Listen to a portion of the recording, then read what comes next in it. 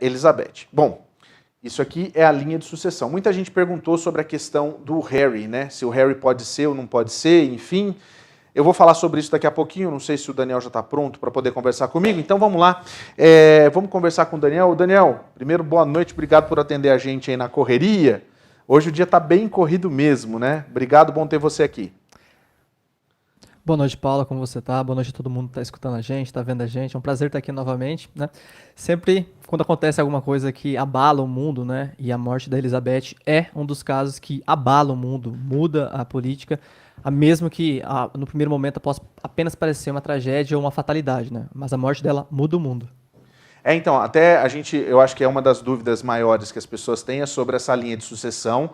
Muita gente apostando que o Charles não dura 6 meses, por conta dessa impopularidade dele. E eu sei que é um trabalho de futurologia que a gente faz aqui, mas, por enquanto, ele pega a impopularidade não só dele, mas como a impopularidade da família real também, por conta dessa questão de que muita gente questiona, né, tudo que eles têm de...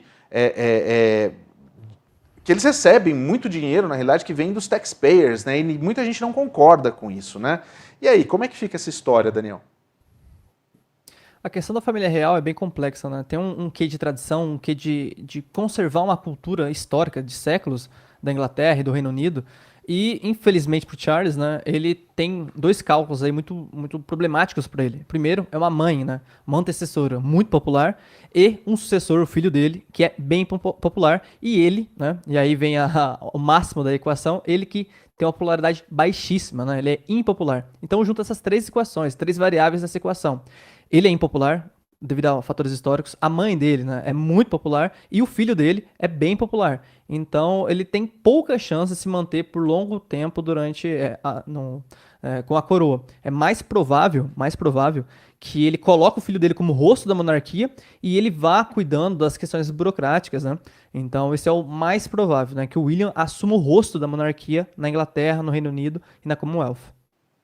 Agora, Daniel, o que o mundo aprende com a Rainha Elizabeth? Primeiro, que é mais do que necessário seguir protocolos e a boa educação da família real, né? Eu acho que é o que mais fica desse legado todo, né? Bom, a Elizabeth ela tem uma qualidade que é inegável, independente das pessoas que gostam ou não dela, que é a capacidade diplomática de falar sem dizer uma palavra. A Elizabeth Exatamente. consegue dizer, se expressar, consegue se posicionar sem falar, apenas estando lá ou não estando. A ausência e a falta de fala dela muitas vezes diz muito do que textos, livros que autores ou políticos poderiam dizer. Então Elizabeth sabe utilizar a diplomacia da sutileza, soube utilizar a influência da presença ou a influência da ausência. Elizabeth, sem dúvida, é uma das diplomatas, uma das pessoas que detém uma capacidade diplomática, capacidade de influência que vai ficar marcada na história do Reino Unido e talvez do mundo, né? Hoje o dia foi corrido para você, eu imagino que muita gente querendo saber a respeito, vocês publicaram inclusive o vídeo do momento em que a BBC divulga sobre a morte, que faz parte do tal protocolo London Bridge, né? Esse protocolo só chegou a ser conhecido porque vazou há alguns anos que existia esse protocolo, inclusive, e agora me parece que por ela estar na Escócia, começa o protocolo que eles chamam de unicórnio, não é? Alguma coisa assim, eu não sei se eu estou errado a respeito disso. O que é? Na realidade, assim, tem todo um simbolismo. Você acha que ainda pode haver alguma surpresa? Você acha que ainda a Elizabeth II ainda tem uma chance de surpreender com alguma coisa, que além de toda a história desses 70 anos, alguma coisa pode acontecer nesse processo? Porque a gente sabe que vão ser longos dias até o sepultamento, né? Olha, Paulo, a possibilidade existe, mas a improbabilidade não está do lado da surpresa.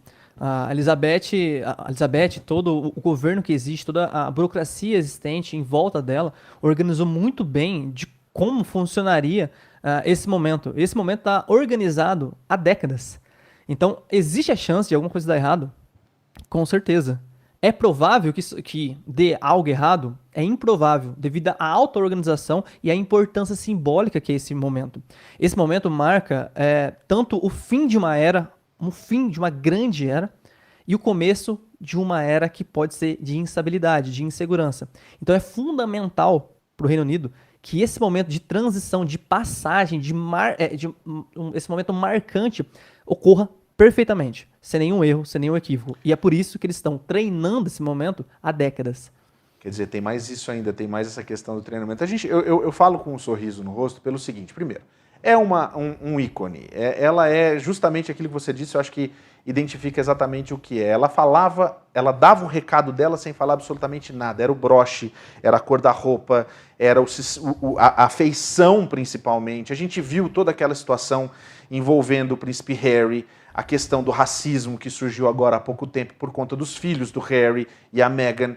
Mas você acha que, de repente, nessa história toda, o que fica também é o momento, principalmente por conta do rei Charles III, o momento da morte e toda a situação conturbada do casamento do Charles e da Diana? Olha, todo personagem histórico ele está plausível, ele está passível de uma modificação da personalidade dele com o passar do tempo. Explico.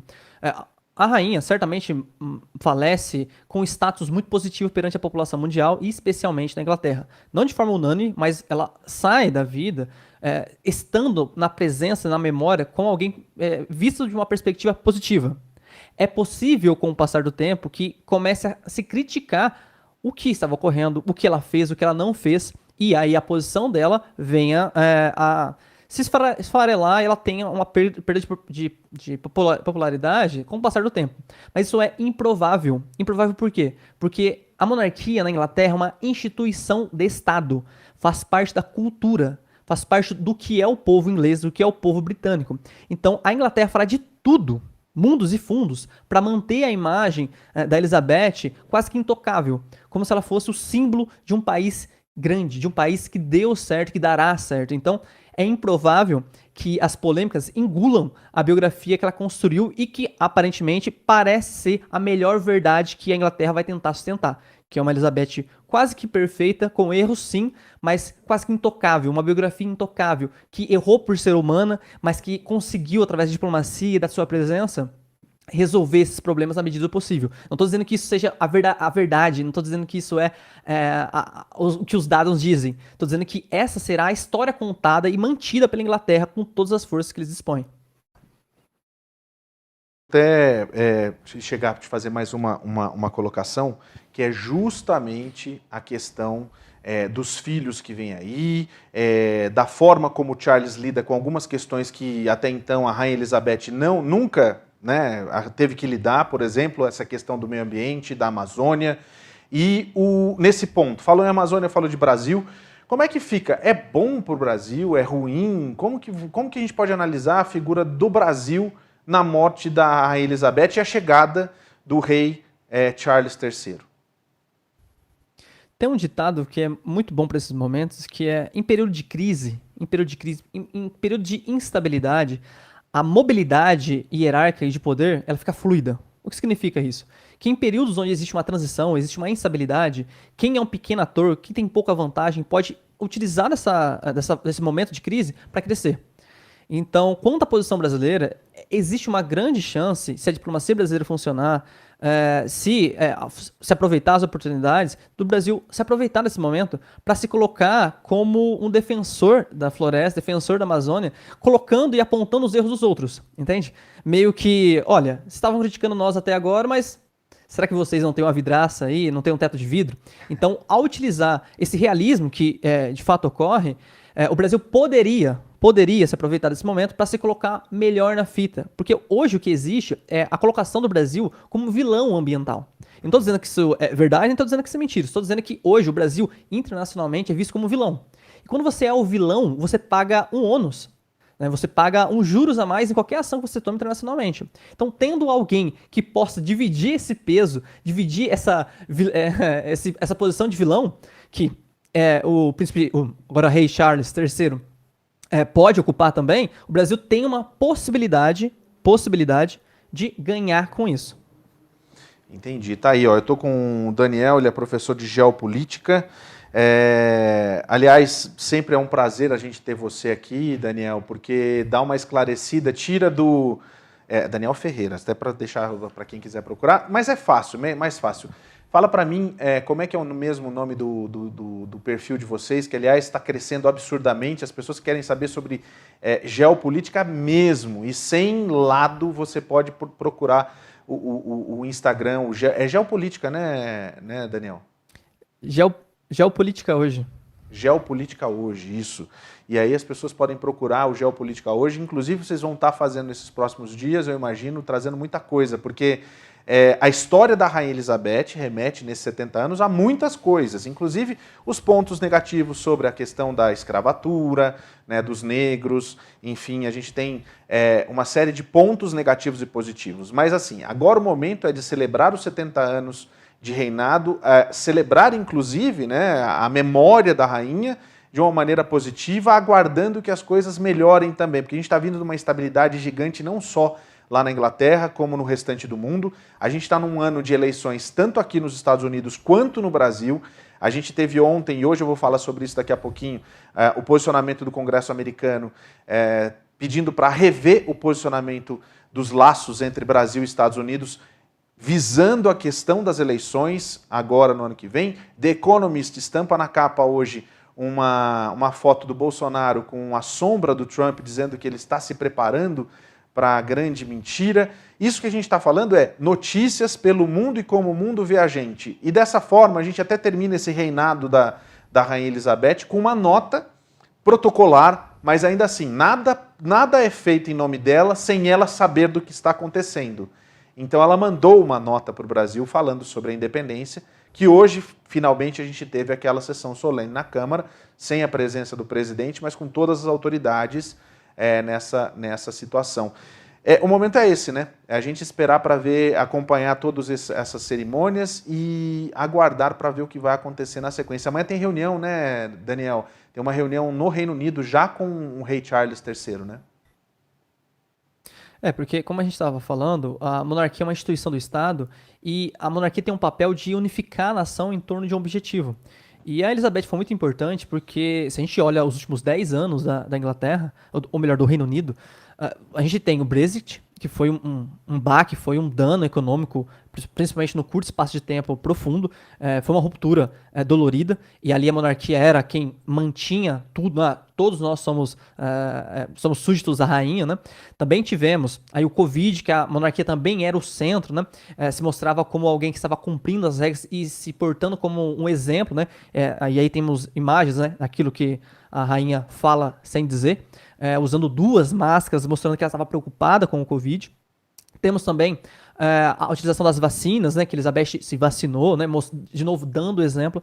Temos o começo da guerra na Ucrânia, que a monarquia também estava ali para defender seus súditos, defender os interesses e a moral dos ingleses. E temos agora um futuro para a Inglaterra que é incerto e que certamente para o Reino Unido que será incerto e que com certeza gerará danos, gerará problemas que podem ser utilizados para instabilidades, tanto nacionais quanto internacionais, porque como você mesmo falou, tudo que ocorre num país central, como é a Inglaterra, como é o Reino Unido, como é os Estados Unidos, reverbera em outros locais do mundo. A capa da Economist mostra bem, né, o quanto que um exemplo internacional pode influenciar questões nacionais. E aquilo que a gente estava falando, né, o Brasil como esse vilão internacional, visto como esse vilão internacional, paga um ônus, e enquanto ele não mudar essa postura, ele continuará pagando mais, recebendo dano desnecessário. E certamente, né, com esse pesar da Inglaterra, com esse pesar do Reino Unido, existe a oportunidade do Brasil de se posicionar, de se reposicionar com o novo governo que se estabeleceu no Reino Unido, com o novo governo que se estabelece em outros locais do mundo. Aproveitar essas mudanças para se colocar num lugar melhor, né? E quanto à posição dos Estados Unidos para o Brasil, a própria escolhida de Biden para ser o representante, a embaixadora dos Estados Unidos no Brasil, falou com todas as letras que, na perspectiva dela, o presidente brasileiro busca realizar um golpe. Então isso mostra bem o quanto o governo dos Estados Unidos e o governo brasileiro estão distantes, o que nunca poderia ocorrer, visto a importância dos 2 países e as sinergias econômicas, sociais e culturais que esses 2 países detêm. Ô, Daniel, eu queria que você ficasse comigo só mais um pouquinho, porque a gente tem a posição do Brasil em relação à morte da Rainha Elizabeth, que o presidente Jair Bolsonaro decretou 3 dias de luto, e a gente tem também as opiniões de algumas pessoas nas ruas do Brasil. O presidente Jair Bolsonaro decretou nesta quinta-feira 3 dias de luto oficial após a morte da Rainha Elizabeth II. Bolsonaro decretou luto em todo o Brasil em sinal de pesar pela morte de Sua Majestade Elizabeth II, com vigência a partir desta quinta-feira, segundo publicação no Diário Oficial. No país, muita gente lamentou a morte da rainha. Principalmente a família deve estar sentindo muito com a perda dela. E não como ela, como toda a população, todo o planeta, que tinha também um grande amor por ela, mesmo sem conhecer. Eu acho que foi uma grande perda para todos nós. Que ela será eterna para memória de muitas e muitas pessoas, e eu tenho certeza que ela vai fazer muita falta no mundo inteiro, porque foi uma influência mundial, com certeza, ao longo de vários anos, ensinando a gente a virtude da prudência, os bons modos. Então são coisas que não vão morrer com ela, não. Quem também homenageou Elizabeth II foi o rei Pelé. Em uma rede social, ele escreveu: "Sou um grande admirador da Rainha Elizabeth II desde a primeira vez em que a vi pessoalmente, em 1968, quando ela veio ao Brasil para testemunhar nosso amor pelo futebol e vivenciar a magia de um Maracanã lotado." Olha só, aliás, quando ela veio, ela se encontrou com o Pelé, né, aqui lá no Brasil, né? São muitas. Hoje, inclusive, foi um dia hoje foi um dia, né, Daniel, das pessoas lembrarem dos encontros com a rainha. Muita gente botando foto de 1900 e tanto, né? E não tem aquela coisa. Você vai para Londres, você vai lá, você tem que ficar um pouquinho, passar na frente do Palácio de Buckingham. E o brasileiro tem essa coisa. A gente acabou de comemorar a independência, né, 200 anos. Longe da monarquia, né, de Portugal. A gente teve aquele, não sei se você se lembra do plebiscito, e que teve muita gente que votou para o retorno da monarquia. Eu acho que fica um saudosismo para o brasileiro quando a gente vê uma situação acontecendo, uma situação como essa, porque na realidade a gente praticamente não vive um presidencialismo, né? É quase um parlamentarismo com, sei lá, é um troço meio estranho as coisas como funcionam no Brasil. E aí acontece uma situação dessa, a gente fica com um pouquinho de saudade dos tempos da monarquia. Tem um pouco de sarcasmo, claro, mas eu acho que é coisa mais ou menos por aí, né? A monarquia teve um papel histórico no Brasil que não pode ser negado a ela, que foi de manter o Brasil unido, né? Que é o mesmo papel que a Elizabeth também cumpria lá. Um dos motivos do Brasil não ter se dividido, e um dos motivos da América Espanhola ter se dividido, é justamente a ausência na América Espanhola de um rei centralizador. O que no Brasil, de fato, tinha e conseguiu, apesar dos pesares, apesar do uso da força, apesar dos danos gerados, apesar de tudo isso, ele conseguiu manter o Brasil unificado, o que foi, sem dúvida, um fator fundamental para o desenvolvimento do país e a criação de uma oportunidade para o avanço da população. Mínimo, que ainda deve muito, que ainda gera muito escassez de oportunidade, mas que ainda assim existe um pouco de oportunidade para as pessoas. Pior seria se o Brasil fosse fragmentado, né? Então, nesse ponto, né, a monarquia teve um papel fundamental na manutenção do que hoje a gente conhece como Brasil, né? Então, talvez venha um pouco desse saudosismo, né, do brasileiro, de uma monarquia. Até porque a monarquia no Brasil, ela teve apenas 2 mandatos, né? Dom Pedro I e Dom Pedro II. Dom Pedro II conseguiu construir uma marca, tal qual a Elizabeth, de alguém ali acima das questões sociais, acima dos problemas sociais, acima dos problemas políticos. Dom Pedro II conseguiu passar durante todo o seu governo, o seu reinado, como alguém intelectual, né? Alguém filósofo, alguém que demonstrava o que o melhor dos brasileiros seria, né? E aqui, novamente, né, a gente não está analisando se isso de fato se comprova na prática. A gente só dizendo que essa história foi a mantida, foi a que mais tempo durou na memória da população, e de fato isso gera um saudosismo, gera um ganho para a monarquia quase que incalculável, né?